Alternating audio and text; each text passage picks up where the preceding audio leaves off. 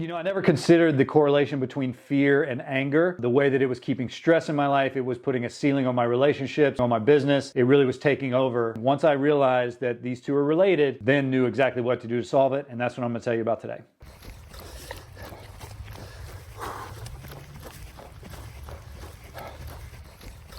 Hey, this is Kevin. Given the state of the world we live in, fear is not an uncommon thing for us to find in most people. But where does this come from?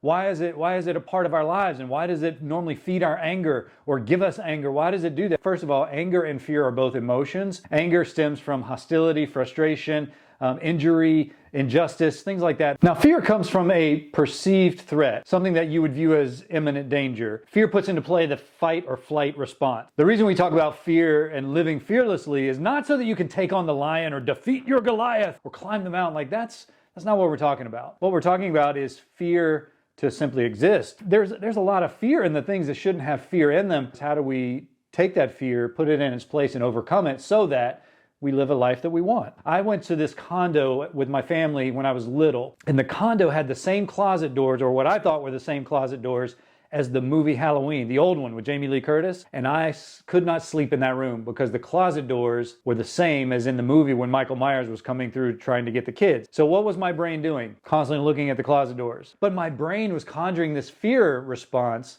that was just irrational. But I just remember that, and I remember thinking, wow, that's fear, right? Now, danger would be if I were in the closet, someone were chasing me in the house with a knife. Now that's danger. But there was none of that going on. In fact, there's no time in my life where that's happened. I think the next part that really perpetuates fear is we think that it's not okay to be fearful. One of the biggest tools that I use to overcome fear is I claim it. I make it my own. I see you, hi fear, it's okay. It's okay to have fear. I'm not weird because I have fear. That's not just me.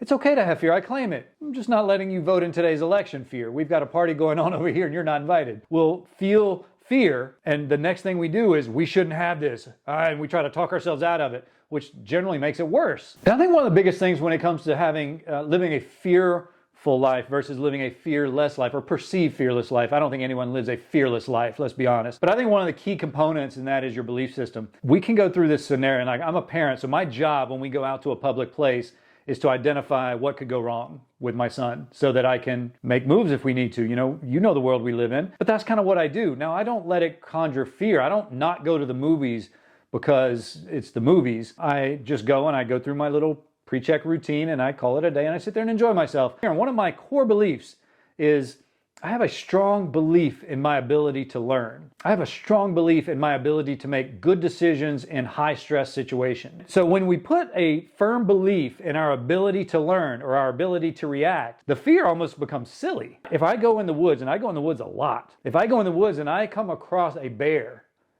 I have faith in my ability to do the right thing. Now, that does not mean that I'm out of danger. It just means that fear is not a part of my decision-making process. Does that liberate us in many ways? I think it does. For me, it does. And finally, I think if we stay connected to what we are, what we believe, and what we do, and we stay present, I think we stand to mitigate fear without even having to go through the thought process, without even saying, is this fear or danger? We simply won't allow that to rule our lives and to be part of our lives. So the big hang up is that when we talk about living a fearless life, we think it's this macho thing, and it's not. You're not macho because you don't have fear. You're not more of a person. You're not stronger. You're not someone I should look up to because you don't have fear. I look up to people who say I was scared and I did it anyway. That's who I look up to, who admit the fear. They claim the fear. They own the fear, but they have a great faith in their ability to learn and to react. Those are the people I want to be around. The person that says, you know what, if you operate in fear, you're weak, you're whatever. There's a lot of words I could put there. You know what I'm talking about, the locker room talk, the macho masculine bullshit talk. That has no place in my world because that is fear.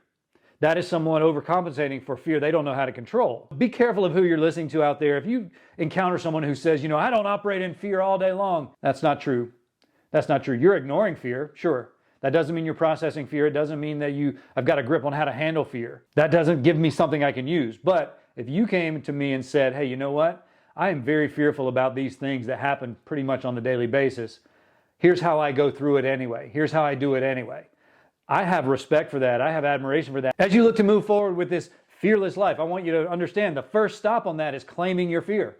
Identifying that you have it. Hey, I hope you got a lot out of this. Go to my website, mynextcrest.com.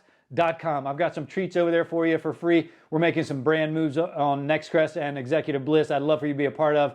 Feel free to jump on there and check it out and put your feedback. Anything you are not seeing you want to see, I'm happy to do that. But stay tuned for the next video. Every Monday and Friday, we put out videos just like this. I hope you have a great week.